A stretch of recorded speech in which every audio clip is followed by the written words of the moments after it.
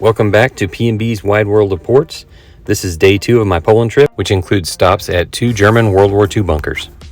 This was a Sunday, so the first thing we did was attend a service at one of the churches that Proem has planted. This building actually used to be a movie theater.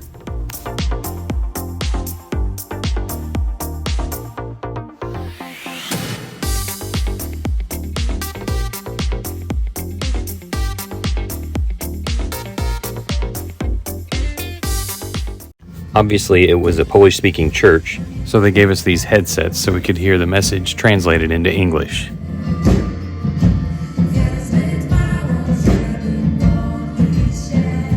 Które skierował do siedzących w ławkach ludzi. After church, we went back to the Proem campus for a quick lunch before heading to the first bunker.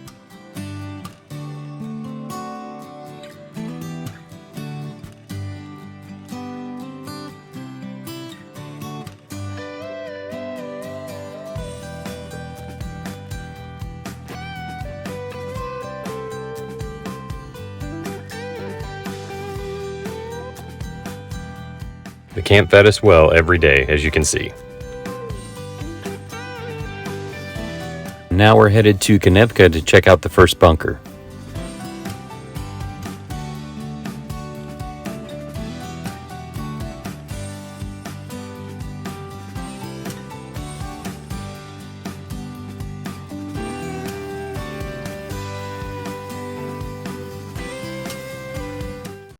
One of the 2 bunkers.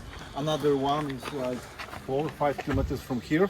The bunkers, they make that for the train. They call it like the in German army they have train who is like office, mobile office for Hitler or for Goering. Hitler is crazy guy. He's scared about everything, so he's scared to traveling with the train. So Goering most of the time he travel with his soldiers using this train.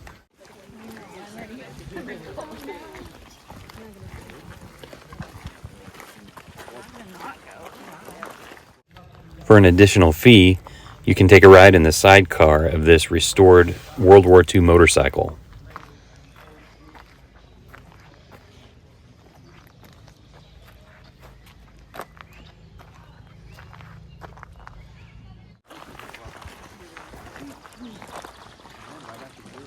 I feel it. Yep, feel that draft? The jacket is going.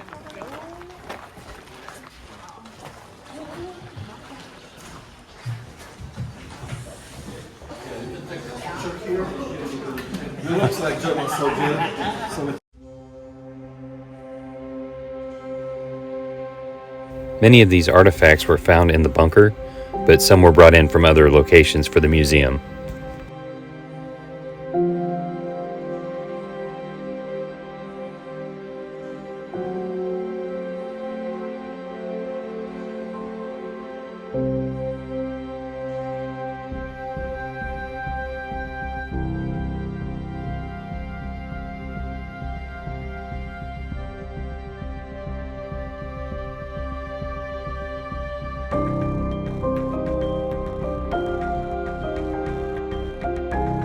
The bunker was built in 1941.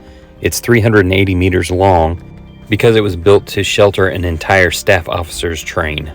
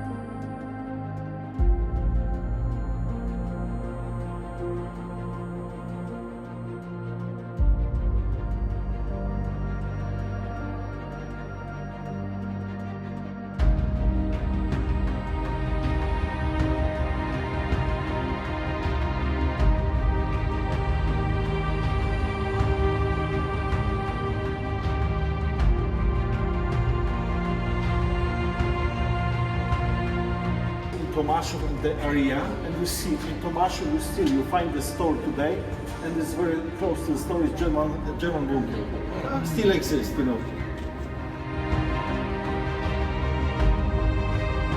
Thankfully, these were the only bats we saw in the bunker.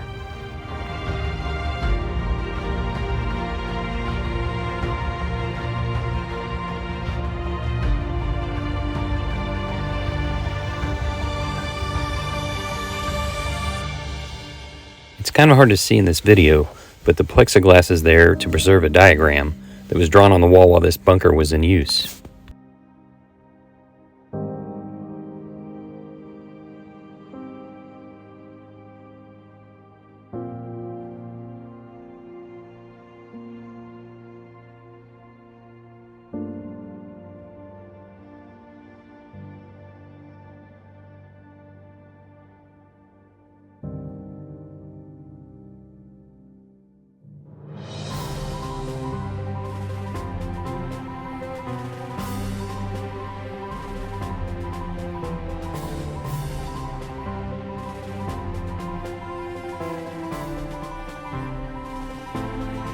Here we are about to enter an 80-meter underground tunnel that connects the train shelter with the generator building. We basically had to crawl through that part, and then the ceiling gradually got bigger so we could stand and walk.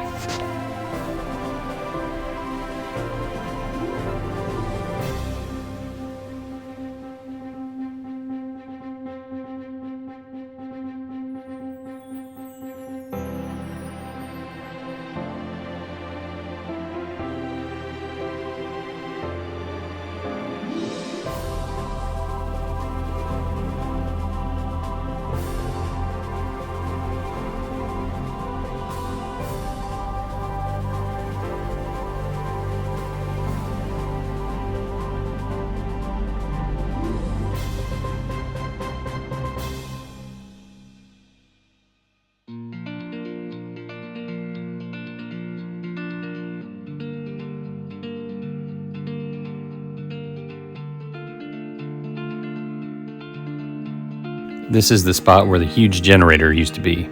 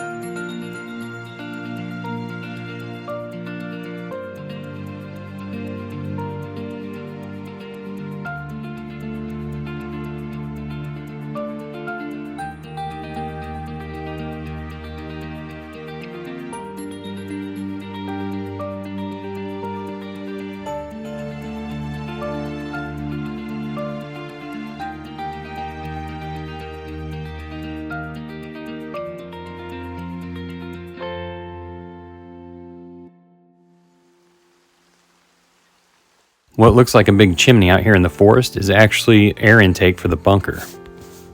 They built it high so that in the event of a gas bomb attack, the gas would stay down low and the bunker would still get fresh air. So they protect themselves from the gas bomb, you know.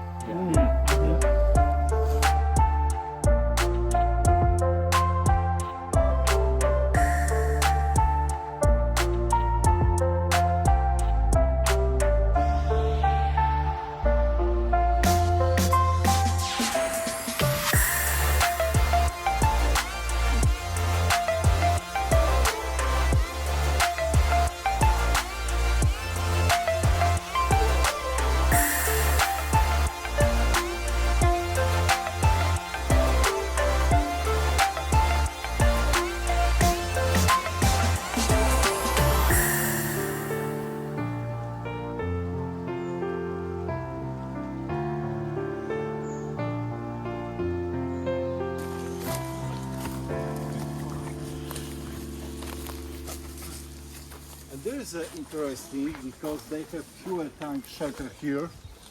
Look at this, it's not huge, of course it's big for us, but they have even bigger under the bunker. Means safe, you are almost in paradise. Yeah, so it's interesting because I don't know, you're going to Auschwitz? Yeah. So you see, similar, there will be similar view for you guys. Like the fence, you know, they. This is one of 2 rows of fence posts that once held lots of barbed wire.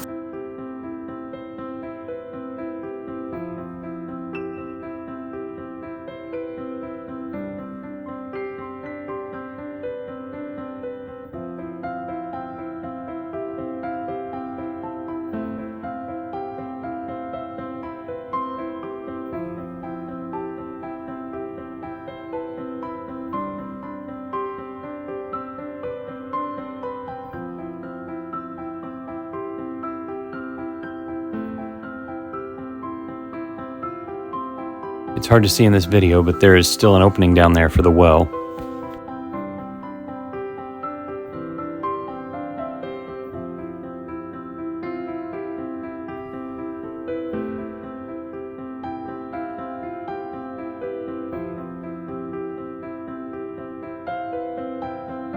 And we decided to make a quick ice cream stop before we went to the second bunker. This place was unique and quickly became a favorite spot that we visited several times.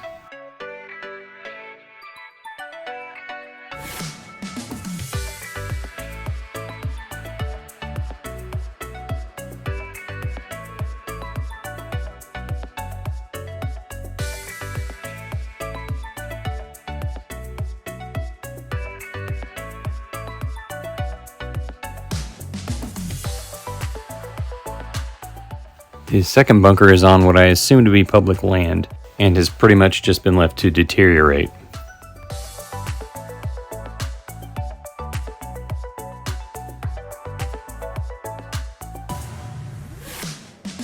There are no lights inside the bunker and there's lots of broken glass, so we didn't spend very long inside. But we did walk all the way to the end of it and came out the back exit.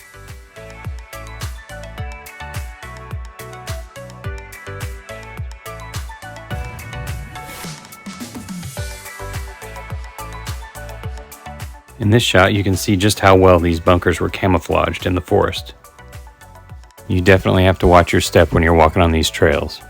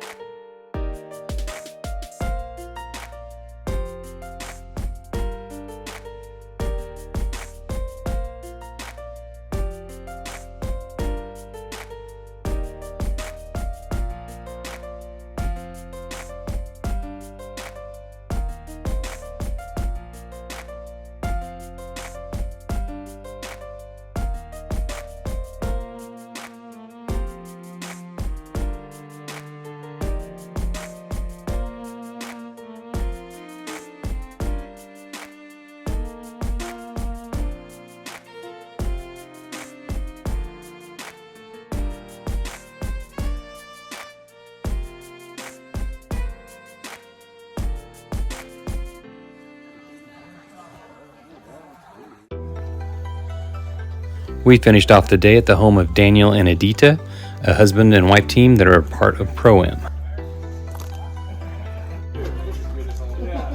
This is Noah. I cannot tell you anything more about this here.